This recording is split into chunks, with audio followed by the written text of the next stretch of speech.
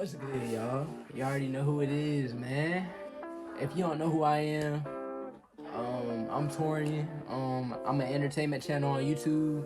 You can catch me doing reaction videos, the vlogs, gaming videos, haircut videos, haircut tutorials for y'all. You know what I'm saying? Just stuff that y'all would want to see on the channel. You know what I'm saying? You can catch your boy doing it, cause you know. And if you have any suggestions for me that you want to see me try to do on the channel, just let your boy know in the comment section, or all my socials gonna be at the bottom of the screen. You can add me, you can follow me on my social medias, and you can send me a message. You know what I'm saying? I might check it out, and you know, we can go from there. You know what I'm saying? Don't forget to like the video. You know what I'm saying? That would really help your boy. Comments, like I said, let me know what you want to see. Don't forget to subscribe. You know what I'm saying? That'll help your boy grow his channel. You know what I'm saying? The more people, the better. You know what I'm saying? The more people, the better. It's 12 o'clock, so if I'm not talking as loud, that's why. But yeah, today, man, we got another reaction video. Today we about to watch 2 Amazon delivery horror stories animated. So yeah, it's something just to watch on the channel. Your boy need a cut too. You know what I'm saying? I look a little rough right now. Let's go and hop into the video. There's something to be said for the age of modern convenience. As I listened to my boss draw on and on during our Zoom meeting, I thumbed through various items on Amazon that I didn't need to buy, but felt compelled to buy. I had multiple orders on the way, and the highlight of my day had become receiving text alerts from Amazon with a little photo of my package leaning against my doorframe, the black arrow on the box greeting me with a smile. It was a feedback loop I'd come to rely on. Speak of the devil, my phone buzzed with the delivered alert. I had gotten a yoga mat and some other items for my apartment, and more were on the way. My boss broke through my consumer haze.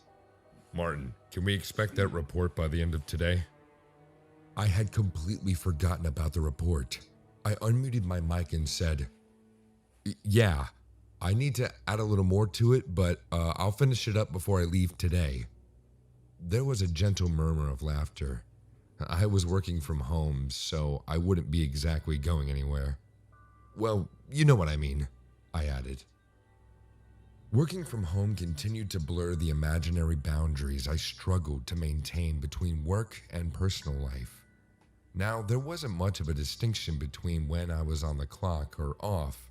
My desk space, where I would play video games and browse the internet, had become the same place I'd take Zoom calls and respond to passive-aggressive emails. Thankfully, I had a work laptop that helped me mentally separate these activities, but I knew I would be working late, far past when the office would typically close. After all, I was already home, wasn't I? The end of the workday didn't exist anymore. I muted my cell phone and forgot all about the package waiting by the door for me. I finished cobbling together my report by 10 p.m., and by that point, my brain was so shot that I decided just to watch some TV and go to bed early. It wasn't until I grabbed my phone to charge it that I noticed that I had received 6 notifications from Amazon. I swiped to expand the text. They were all for the same package, which had already been delivered. Confused, I thumbed over to the track package screen and noticed that multiple pictures had been taken from the same package and sent as updates. The light in the background of the photos had faded, and by the time the last photo was sent, it was dark out, and my porch light was illuminating the package below. Ain't nobody about to take my stuff. You know what I'm saying? Oh, your boy got hit with the ass. I'm about to skip it though. What the? I whispered. I couldn't fathom why the delivery person would keep swinging by my door to let me know that my package was still sitting there. I hadn't noticed before, but by the last photo, the package was oriented differently, as if the delivery person had nudged it closer to the door. I didn't know whether to feel impressed or creeped out by the delivery person's dedication. I did live in a large apartment complex, and it wasn't unusual to see Amazon trucks coming and going at all hours of the day, but I never received more than one notification that a package had been delivered, let alone multiple photos of the same delivery. I quickly explained to myself that people were probably ordering more things than usual during the cold winter months, so Amazon had been more vigilant about packages being stolen from doorsteps and went heavy on the notifications so they didn't have to worry about resending stolen or missing packages.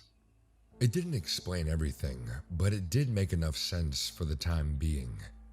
I peeked out the window by the side of my front door. It was dark out, and I couldn't see much at all. I opened the door and found the corridor empty like a graveyard. No one was there. I uttered to myself, "Bloody freak," and closed the door. I plugged my phone in so it could charge and slid into bed. I must have been almost dreaming when a text alert on my phone woke me up. I reached over to my nightstand and felt a pang in my chest as I looked at my phone. It was another text from Amazon. When I thumbed over to what had been delivered, it wouldn't say. The field had been rendered blank, but I could see a picture of a yellow mailer envelope leaning against my door. The photo quality was low grade, but the package looked a bit dirty for some reason. I was beyond perplexed. I had never received an update in the middle of the night before and couldn't believe that was standard Amazon procedure. Maybe the delivery guy was legitimately high. Reluctantly, I got out of bed and walked to my door. Just for safety, I looked through the peephole and again saw no one on either side. After a few seconds, I opened the door, found the muddy envelope lying on the floor. I picked it up and pulled the crooked flap open to look inside. The hallway light above my head caught the glint of something, and I could tell that it was at least dark in color. I turned the envelope upside down and let whatever was inside tumble out into my palm. I took a closer look and violently recoiled as I understood what I was seeing. They were teeth, bloody rotten teeth. The kind you see as a result of giving bad oral hygiene. Yes, that's what they were. The envelope was full of them. So many, in fact, that I doubt that they came all from one mouth. What I had mistaken as mud on the envelope was dried blood. I stifled the urge to vomit and grabbed my phone to call the police when my eyes went to the end of the long corridor.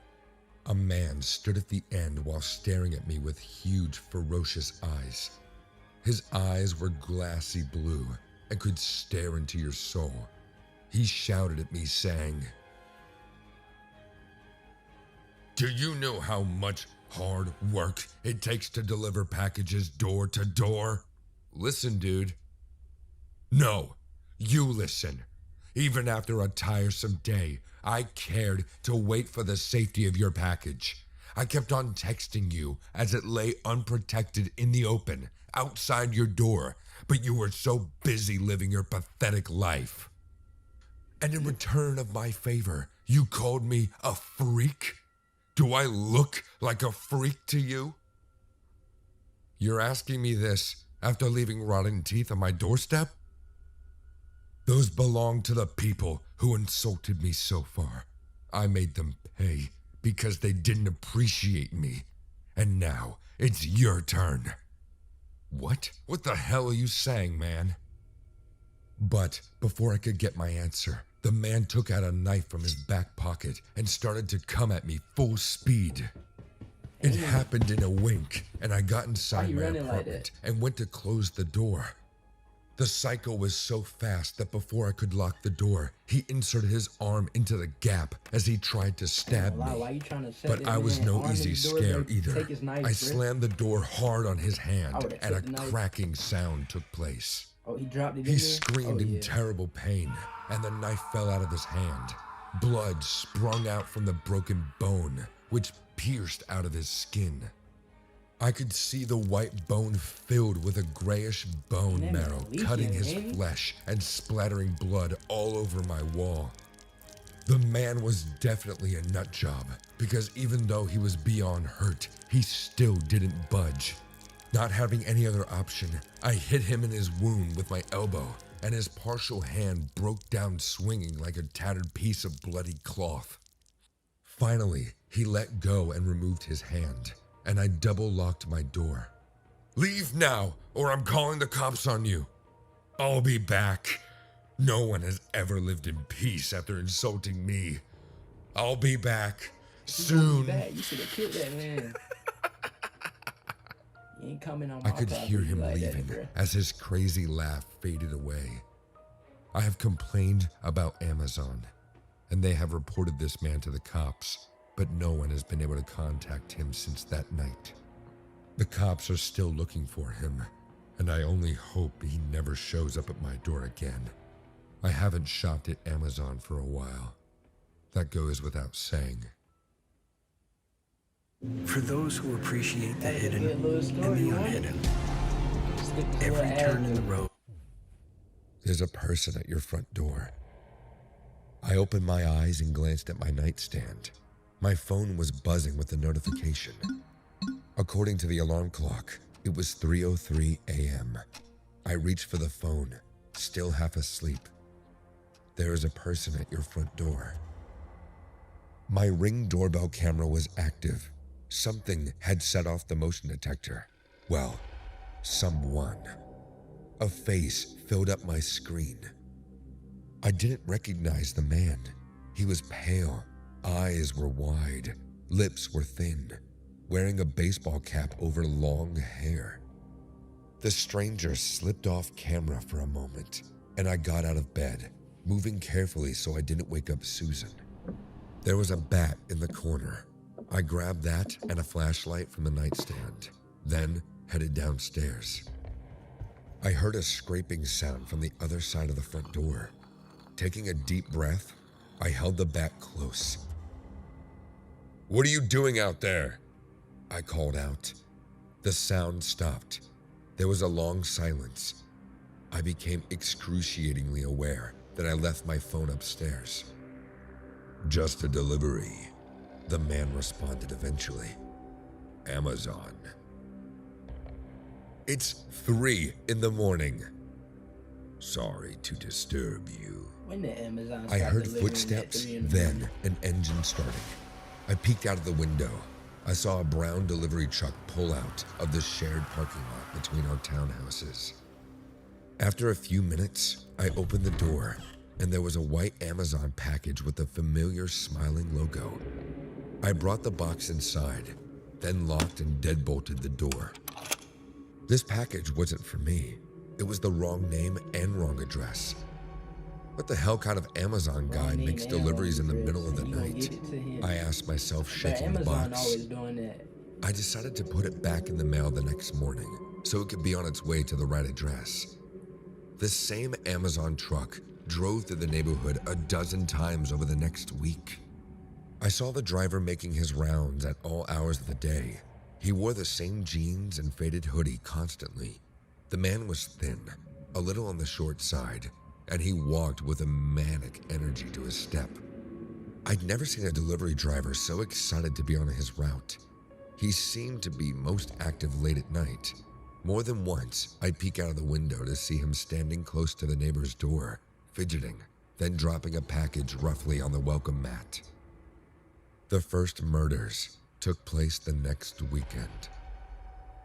"Terry, come over here," Susan called from the living room. I was in the kitchen making us dinner. My wife mentioned for me to join her at the window. I noticed the red and blue flashing lights before I reached her. There were 3 police cars in our parking lot, as well as an ambulance. Uninformed officers swarmed around the townhouse, directly across from our own. While we stood staring, paramedics wheeled out a stretcher carrying a black body bag. A second team followed with another gurney. On this one held one of our screaming, twitching neighbors. "Jesus," Susan whispered. "Is that Mrs. McCourt?" It was hard to tell from a distance that with our view blocked by the cops, but the woman on the stretcher looked an awful lot like her elderly neighbor. Her blanket was covered in red stains. Something had torn up her face and neck, ripping her cheeks open to the bone. The skin hung in wet flaps. While I couldn't be too sure, it appeared like one of her eyes was gone, leaving nothing but a raw socket. "Do you think it was an animal attack?" Susan asked. "I don't know. Can you ask your brother?"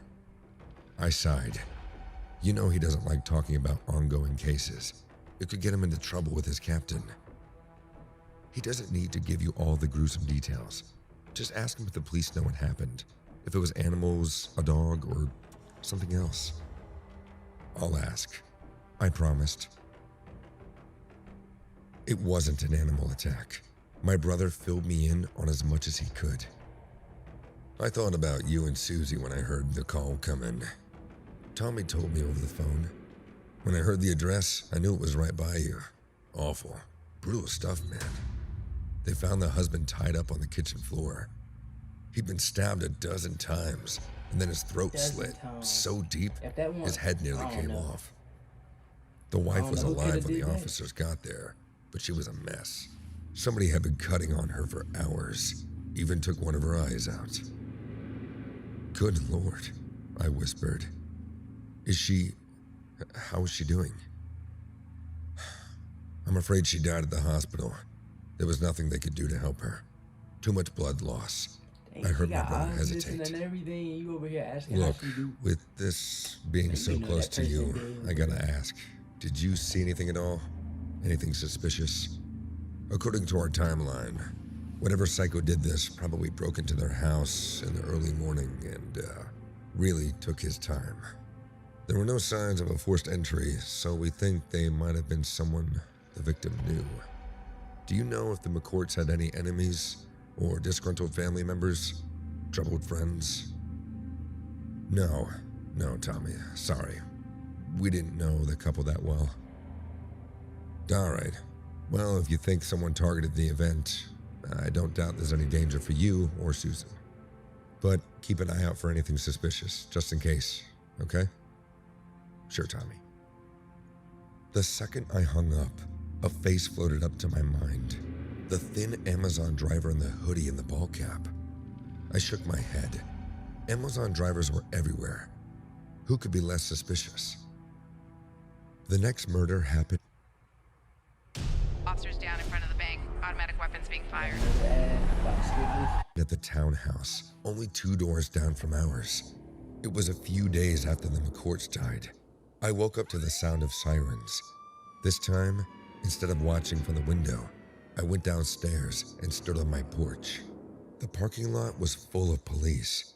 An officer started heading towards me immediately, notepad in one hand and a flashlight in the other.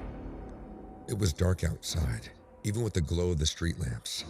Before the officer brought me back into my house to take a statement, I got a good look at the neighbor's house through their window. I wish I hadn't. The living room was one big, slick bloodstain. Our neighbors were 3 college students sharing the townhouse. 2 guys and a girl, I think.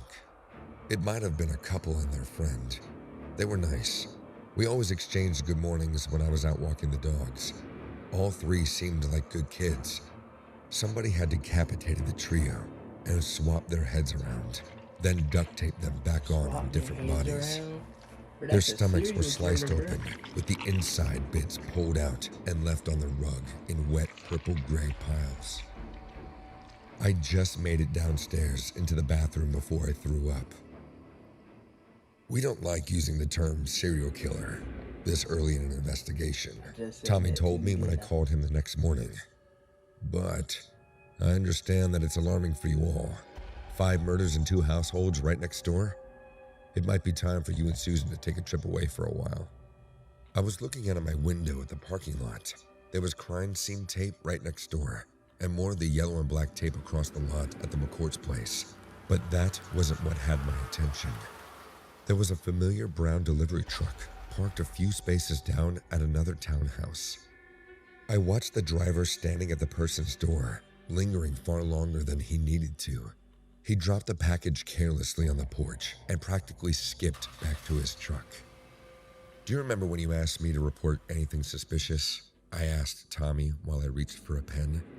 There's a license plate I think you should run.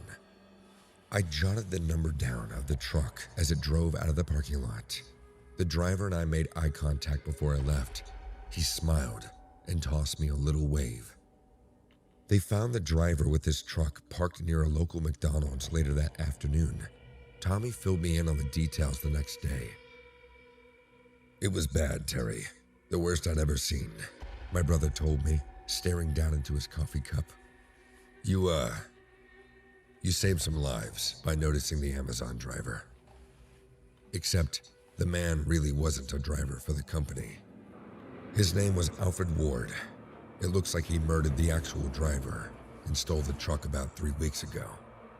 He even disabled the GPS tracker, so it's been off the grid. Alfred's been dropping off the packages to incorrect addresses every day since. See, that was just an excuse to get on every doorstep. What Alfred was really doing was taking impressions of the locks. That's why there was never any sign of forced entry. He made keys and let himself in. Alfred, he had a key to your place, Terry. We found it in the truck, along with more than a dozen others. And we found the other driver. Or what was left of the driver, I should say. Alfred got hungry, I guess. Took a few bites out of the guy each day. Tommy's hand was shaking as he took a sip from his coffee. The driver's arms and legs were stripped to the bone, Terry. Gnawed on, like an animal got to them. And the worst part? When we took Alfred in, he was smiling. He looked so happy when he opened the trunk and saw all the blood. I didn't say a word in reply. I just paid the bill for the breakfast and left. My first stop was the hardware store. I needed to change the locks. That was the end of the video. Hopefully y'all enjoyed this little reaction video today. You know what I'm saying? Just a little scary animation. You know what I'm saying? Like I said, don't forget to subscribe. That really help your boy out before we end off the video. All my socials gonna be at the bottom of the screen. Like I said, if you wanna follow me, if you wanna add me on Snap, follow me on Twitch, Instagram, you know what I'm saying? Have at it, man. You know what I'm saying? But yeah, it's been your boy Tori, and we're out.